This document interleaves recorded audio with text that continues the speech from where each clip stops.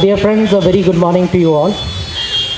At the very outset, I, the PRO Army, on behalf of GOC Delhi area and Chief of Staff Delhi area, welcome you all for today's press brief. जैसा कि आप सभी को ज्ञात है कि हर साल रिपब्लिक डे से पहले तीनों सेनाओं द्वारा परेड में सम्मिलित होने वाले कंटिंजेंट और इक्विपमेंट के बारे में मीडिया सहकर्मियों को प्रेस ब्रीफ द्वारा एक जानकारी दी जाती है।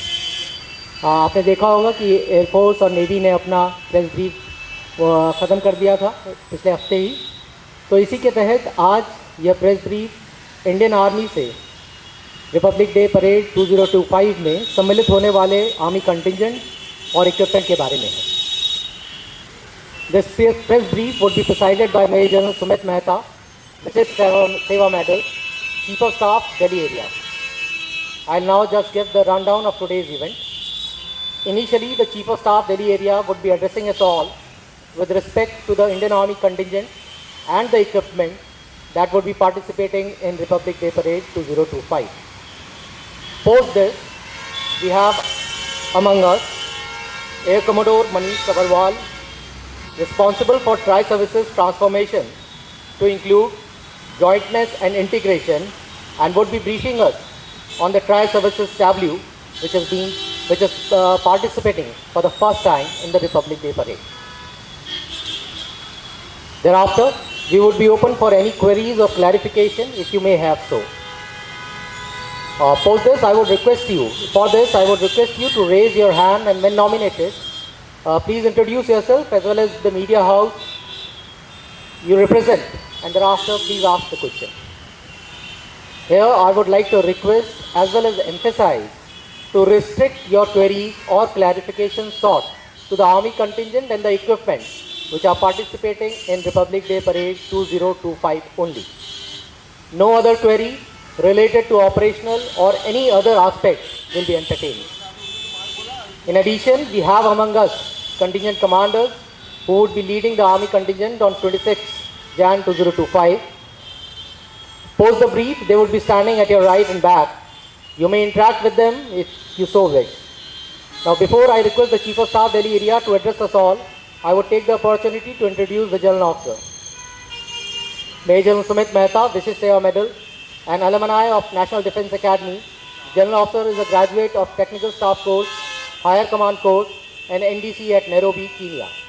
The General Officer also holds Master of Art degree in International Relations and Peace Studies. The General Officer was commissioned into 44 Armored Regiment in June 1992. He has commanded a Civil Squadron in developed terrain, an Armored Regiment in deserts, and an Armored Brigade in developed terrain on the Western Theatre. He has served in Op Rakshak, Op Meghdoot, and Op Parakram. The General Officer has also held various staff appointments in the Field Army, in a Mountain Brigade on northern borders in Arunachal Pradesh, and in Independent Armored Brigade. The other staff and instructional appointments which he has tenanted include Aide de Camp to Chief of Army Staff, Additional Military Secretary at MS Branch, Battalion Commander at Indian Military Academy, Dehradun, Director Ops and Court at Met Force Directorate, and Brig MS Selection Boards and Complaints at MS Branch Army Headquarters. The General Officer has also had a tenure in the United Nations on Golan Heights in Syria and Israel. Major general Sumit Mehta ने 4 नवंबर 2023 को Delhi area chief of staff का कार्यभार संभाला है और तब से वहीं पर कार्यरत है। अब मैं मेजर जनरल सुमित मेहता से रिक्वेस्ट करूंगा कि वे हम सबको संबोधित करें। सब जय हिंद।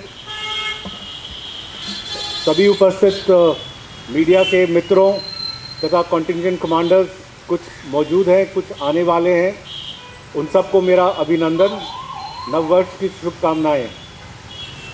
आज इस मौके पर हम एकत्रित हुए हैं जो 76 गणतंत्र दिवस जो आने वाले 26 जनवरी को मनाया जाएगा उसके ओर हम सारे अग्रसर हैं। 26 जनवरी के उपलक्ष्य में जो राष्ट्र पर्व मनाया जाएगा, उसके तहत एक भव्य परेड कर्तव्य पथ पर आप देखेंगे, जिसकी तैयारी पूरी हो चुकी है। परेड रायसीना हिल, विजय चौक से होता हुआ कर्तव्य पथ, इंडिया गेट, तिलक मार्ग और फिर लाहौरी गेट से एंटर करते हुए रेड फोर्ट तक जाएगा। परेड सुबह 10:30 बजे से तकरीबन 12:05 तक संचालन किया जाएगा। भारत की राष्ट्रपति ऑनरेबल श्रीमती द्रौपदी मुर्मू सलामी ग्रहण करेंगी और इस परेड के चीफ गेस्ट इंडोनेशिया के president honourable Shri Prabowo Subianto होंगे। परेड से पहले प्रधानमंत्री श्री नरेंद्र मोदी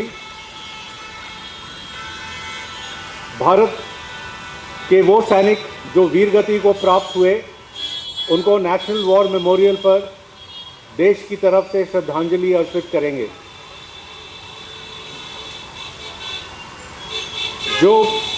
जो आप परेड देखेंगे वो भारत के सैन्य कौशल, सामरिक परंपरा, the military prowess and the martial traditions के साथ हमारी सांस्कृतिक विरासत का एक भव्य प्रदर्शन होगा, द कल्चरल हेरिटेज।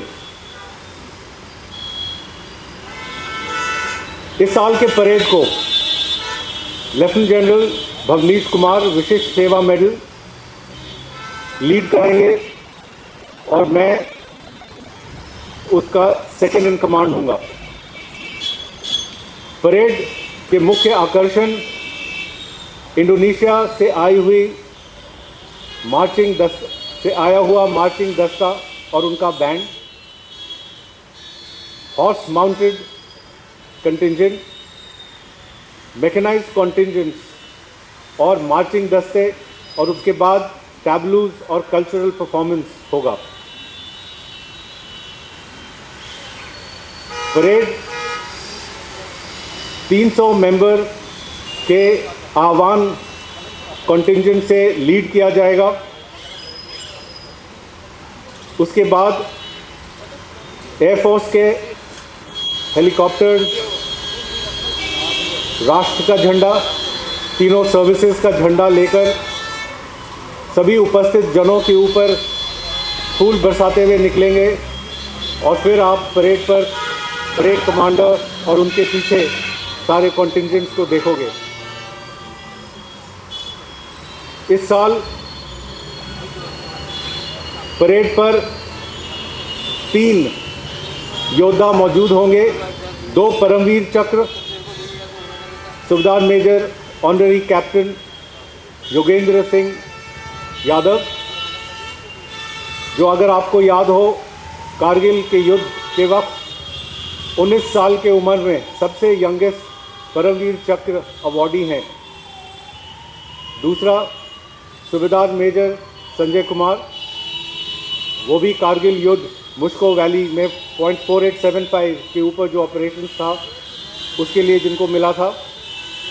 और तीसरे Ashoka Chakra awardee lieutenant colonel Jasram Singh, 1968 में नागालैंड में ऑपरेशंस के तहत जिनको अवार्ड किया गया था। ये तीनों परेड पर परेड कमांडर के पीछे विराजमान होंगे। इंडोनेशियन कंटिंजेंट का 2 हिस्सा है, एक उनके बैंड का जो कि उनके ऑफिसर ट्रेनिंग एकेडमी के कैडेट्स हैं, और फिर उनके मार्चिंग दस्ते का जो सर्विंग सोल्जर्स हैं।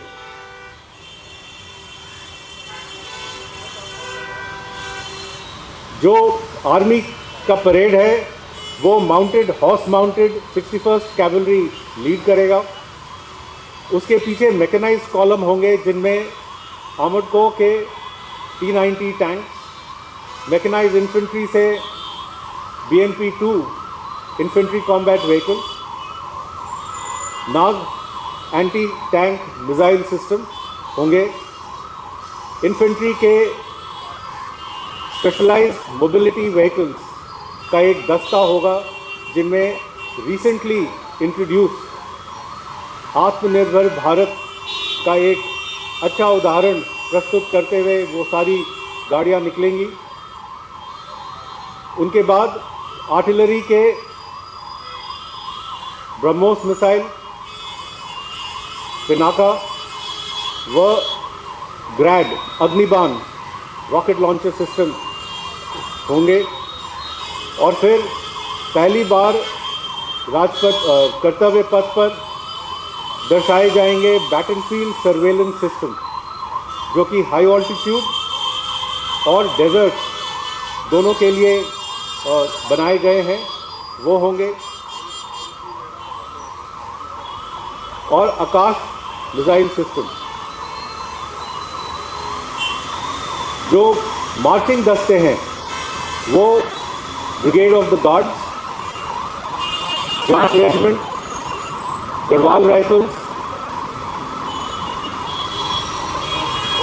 Mahar regiment, Jammu and Kashmir rifles और द कोर ऑफ सिग्नल्स, इन सभी के मार्चिंग दस्ते होंगे।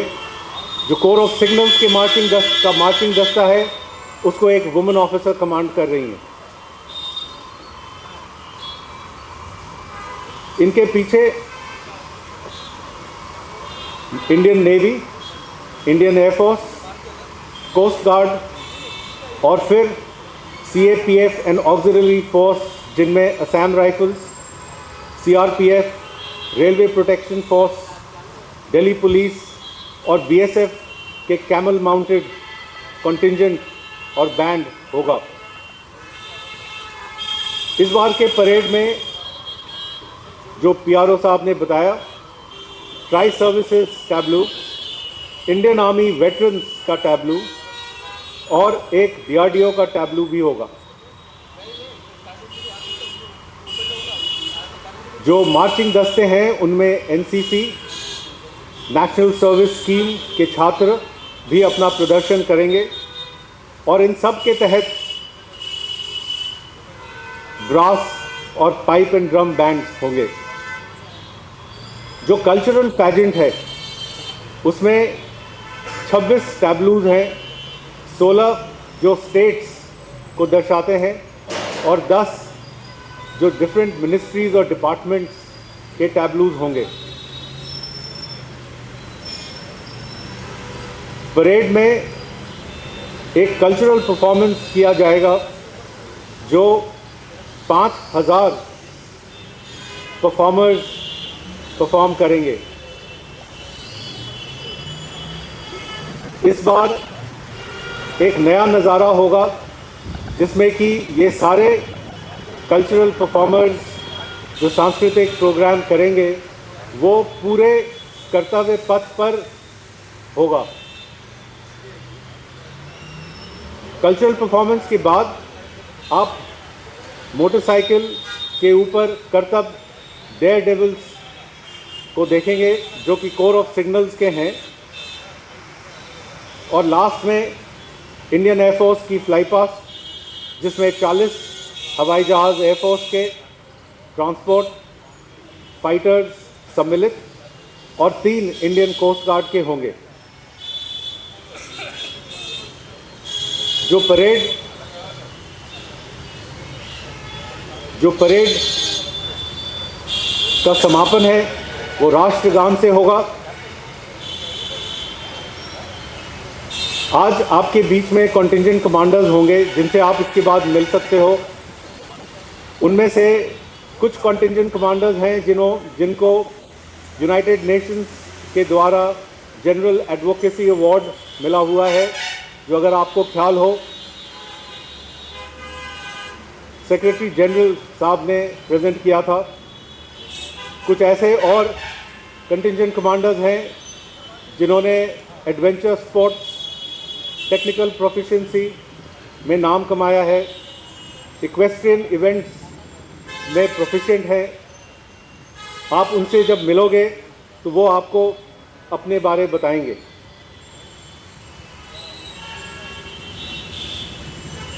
छब्बीस जनवरी के परेड के बाद 29 जनवरी को बीटिंग रिट्रीट सेरेमनी होगा, जो विजय चौक पर होता है।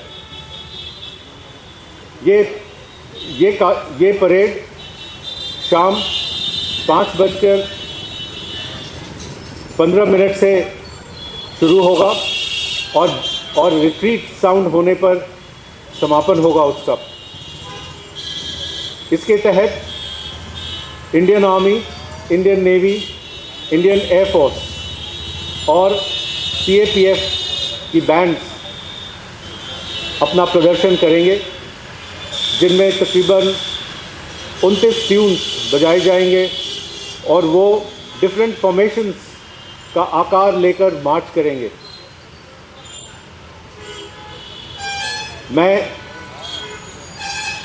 पीआरओ आर्मी और आप सभी का शुक्रगुजार हूँ कि आपने समय निकालकर यहाँ पर आप उपस्थित हुए हैं, और मैं आप सबका धन्यवाद करता हूँ। जय हिंद। अगर आपका कुछ प्रश्न है तो वो आप बता सकते हैं। Thank you very much, sir, for a very clear and a detailed brief. Now, I would request Air Commodore Manish Sabharwal from Headquarter IDS to brief us with respect to the Tri-Services tableau. Sir. Jai Hind, media personnel, ladies and gentlemen. I am Air Commodore Manish Sabharwal from the Headquarter IDS, and I shall now brief you regarding the first ever Tri-Services tableau, which will be presented on the Kartavya Path on the Republic Day 2025. Year 2025 has been declared as the year of defense reforms by the Ministry of Defense. Jointness and integrations, यानी कि संयुक्तिकरण और एकीकरण, is the core of the mandate allocated to the Department of Military Affairs by the Government of India. These are identified as key building blocks towards maximizing combat potential of the armed forces in both contemporary and future conflicts. Headquarters Integrated Defence Staff has taken focused action towards tri-service synergy under 8 verticals to steer the reforms in the right direction. This synergy is being highlighted in the Republic Day Parade 2025, which will be witnessing a tri-services tableau for the first time ever, displaying the spirit of jointness and integration with the theme Shashakt Evam Surakshit Bharat. The tableau showcases the conceptual outlook for jointness and integration in the Indian Armed Forces, ensuring national security and operational excellence. The tableau depicts a joint operations room, facilitating networking and communication between the armed forces, a battlefield scenario displaying synchronized operations in land, air and water with indigenously built Arjun main battle tank, Tejas Mark II fighter aircraft, advanced light helicopter Dhruv, destroyer INS Vishakhapatnam, along with a remotely piloted aircraft, depicts the tri-services synergy in multi-domain operations. The indigenously developed platforms exemplifies India's self-reliance in the defense technology under the Atmanirbhar Bharat. This evolution towards jointness and integration, driven by the synergy between the 3 services, will significantly enhance the country's military capabilities by fostering a culture of shared responsibility and unified action in defending the nation's interests. To supplement this, I must also share with you the vision document will be promulgated by the Headquarter IDS somewhere middle of this year, which will be Vision 2047. And also, for your convenience, we have placed a 3D running model just behind you in the corridor, which you can witness and In case you have any questions on the tableau, those can be answered there itself. Jai Hind, and thank you very much. Thank you very much, sir, for a clear and concise brief on the trial services tableau. अब हम आपके किसी भी question को लेने के लिए तैयार हैं. अगर किसी के पास कोई क्वेरी है तो अपना हाथ उठा के और जब नॉमिनेट हो तो हो सकता है. माइक दे देंगे जरा. somebody carrying the mic? Manish, please raise your hand so that this individual can see. Yes. Sir good afternoon. मैं मनीष हूँ इंडिया टीवी से. सर मैं मनीष हूँ इंडिया टीवी से. Good afternoon sir. सर इस बार कर्तव्य पथ पर एक जितने भी इक्विपमेंट्स डिस्प्ले हो रहे हैं उन सबके नाम इस बार बहुत ही सिग्निफाई करते हैं. जैसे संजय, एरावत, बजरंग, कृपांतर, उसके अलावा जो है नंदी घोष. तो ये क्या सिग्निफाई करता है और क्या नाम, जैसे अग्निबाण भी BM-21 गार्ड अब इस बार ये है, या QRF भी जो लेबनान जा रहा है उसका नाम चेंज है. तो ये क्या सिग्निफाई कर रहा है, क्या इसके पीछे की मंशा क्या है और क्या इस पर आप समझते हैं?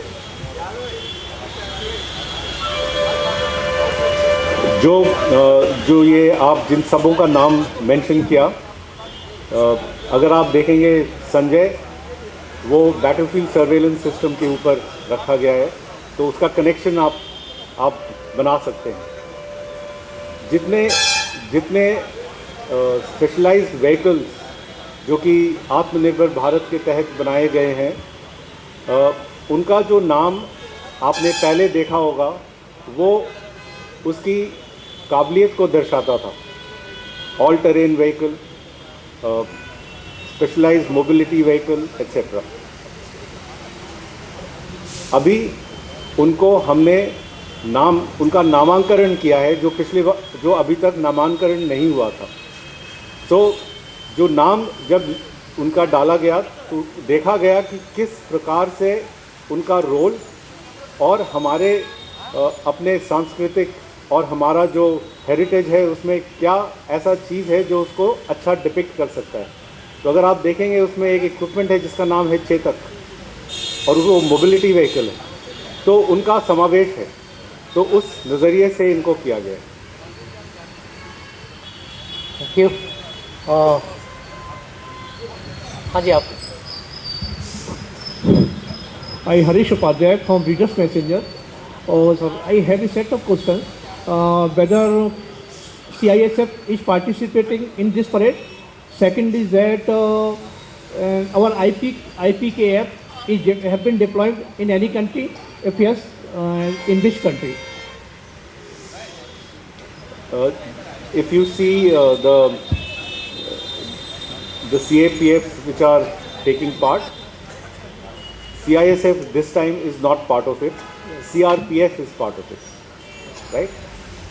The second question अलग से जब मिलते हैं आप पूछिए, क्योंकि वो क्लियर नहीं है आप क्या पूछना चाह रहे हैं. IPKF अपनी पीस कीपिंग फोर्स है, वो किसी देश में डिप्लॉय है क्या इस समय? अच्छा, पीस कीपिंग फोर्स. यस. हाँ, डिप्लॉयड हैं. वो आप अलग से आप पूछिए, क्योंकि अभी हम सिर्फ और लोगों का भी प्रश्न लेंगे जो 26 जनवरी के परेड से रिलेटेड है. Thank you. एक्चुअली आप शायद UN में जो दस्ते डिप्लॉयड हैं उनके बारे में बोलना चाह रहे हैं, जिनको IPKF हम नहीं बोलते हैं. They are the United Nation peace keeping forces. Poonam, कृपया माइक दीजिए.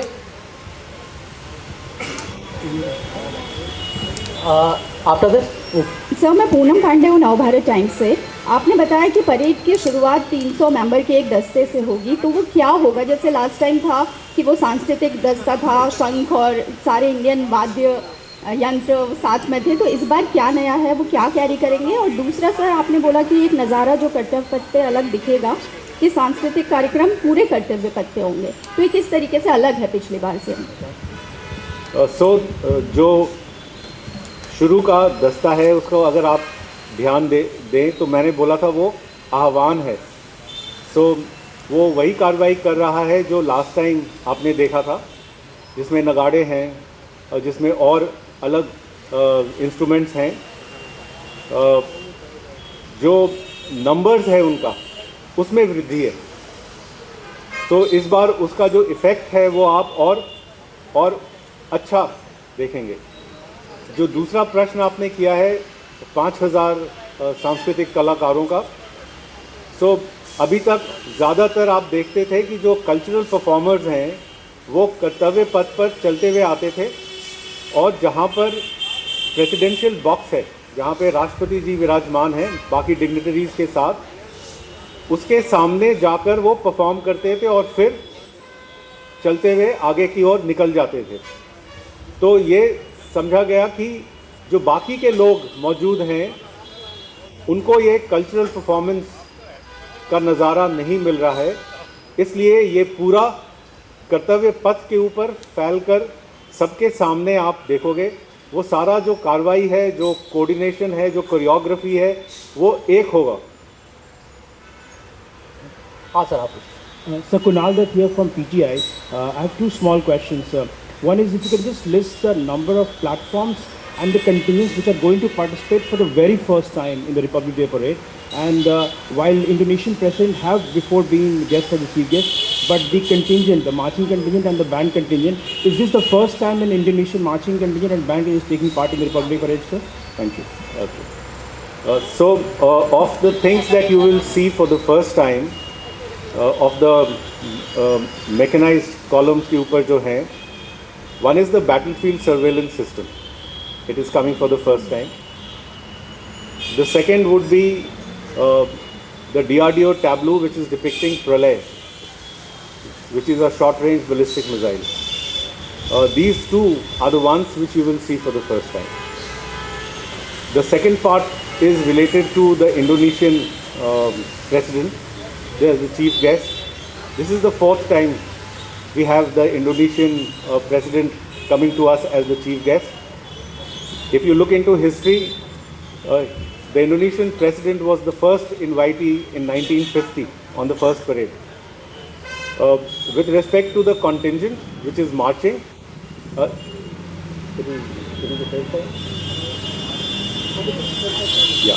So contingent, most likely it is the first time because we recently started this practice in which we are calling the contingent of the chief guest. Sir, I'm Pradeep Kumar. नमस्कार। Border area पे drone का activities बहुत ज़बरदस्त चल रहे हैं।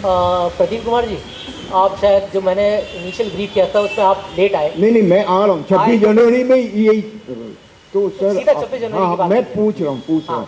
तो वो जो 26 जनवरी में जो आपने सैटेलाइट व्हीकल मोबिलिटी का जो यूज़ हो रहा है, उसमें ड्रोन को मतलब क्या वो किया जा सकता है, उसको आइडेंटिफाई किया जा सकता है? ड्रोन मतलब नेबरिंग कंट्री से ड्रोन आ रहा है, उसका कैसे मतलब टैकलिंग किया है?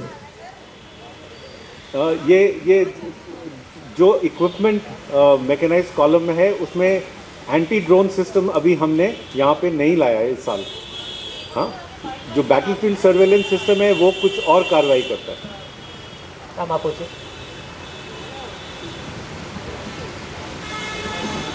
Good afternoon, sir. This is Parvinder Sandhu from the Statesman. My question is that, over the years, the contingent of the army is reducing with each passing year.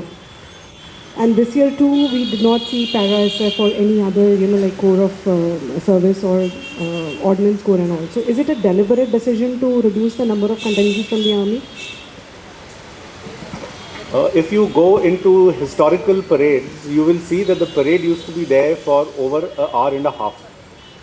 So a couple of years back, it was a conscious decision was taken to have it in a manner that the parade is very concise. So the contingents of the army therefore had to reduce, and similarly for all other contingents जो marching दस्ते थे उनका reduction हुआ। दूसरा, जो marching दस्ते हैं उनका हम एक you could call it a rotation maintain करते हैं ताकि सभी रेजिमेंट्स को मौका मिले। तो जो आप पैरा एसएफ कह रही हैं वो भी एक दस्ता है, वो उसका भी टर्न आएगा तो वो भी आएगा। So that is how it is done. to fit into 1 hour 95 minutes of activity, जो परेड का जो टाइमिंग मैंने आपको बताया, तो उसमें मार्चिंग दस्ते, उसमें मैकेनाइज्ड कॉलम, उसमें टैब्लूज and also certain cultural performance.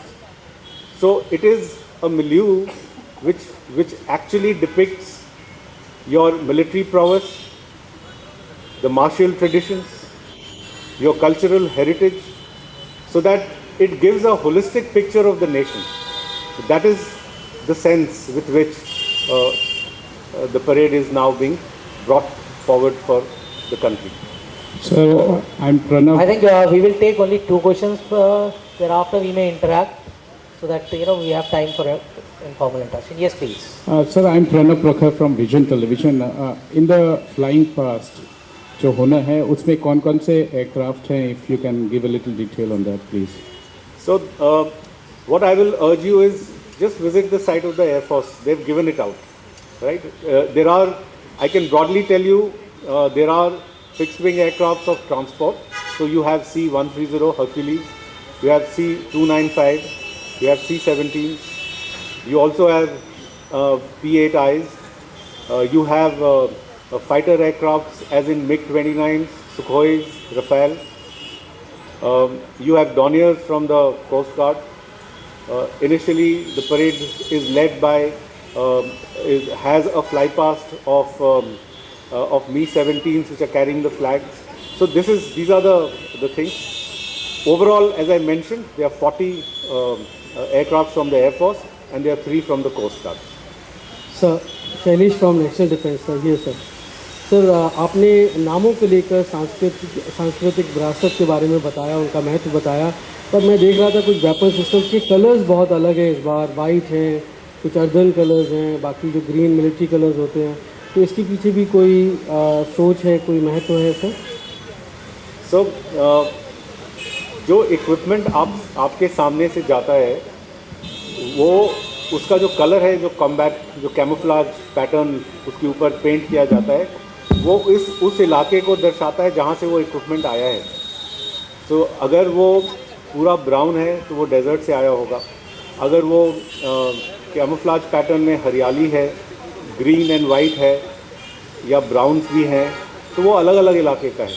तो वो बेसिकली वो डिपिक्ट करता है. उसके अलावा उनको प्रिपेयर करके देश के सामने लाने के लिए, उनको प्रदर्शन करने के लिए, उनका रख रखाव सब मेंटेन कर फिर हम सामने लेके आते हैं. हाँ मेहता जी, या मैं डीके चौहान, प्रथम खबर असम से. मेरा सवाल ये है कि नॉर्थ ईस्ट का इस बार जो टैब्लो है वो कितना नॉर्थ ईस्ट का है. दूसरा जो 5000 जो आप लोग का उसमें जो विशेष जो परफॉर्म करेंगे उसमें नॉर्थ ईस्ट का एक विशेष समुदाय को इस बार जोड़ा गया है, वो है खाम्ती समुदाय अरुणाचल प्रदेश से. और भी नॉर्थ ईस्ट में किसी में ऐसा यह है क्या? प्लीज बताइए. ओके, सो कॉन्टिंजेंट्स में नॉर्थ ईस्ट में से त्रिपुरा का कॉन्टिंजेंट है, और जो वो 5000 जिसके अंदर आप कह रहे हैं वो मिनिस्ट्री ऑफ कल्चर ने सभी स्टेट्स के कल्चरल डिपार्टमेंट से कांटेक्ट करके वहाँ से सभी लोगों को इकट्ठा करके फिर उनको कोरियोग्राफ किया है. जो डिटेल्स आप चाह रहे हैं, I will request you if you could reach out to the ministry of culture, they will be in a better position to answer you. Thank you very much for your cooperation and attendance. अभी आप इसको ख़त्म होने के पश्चात contingent commanders से interact कर सकते हैं. They would be at your back and right.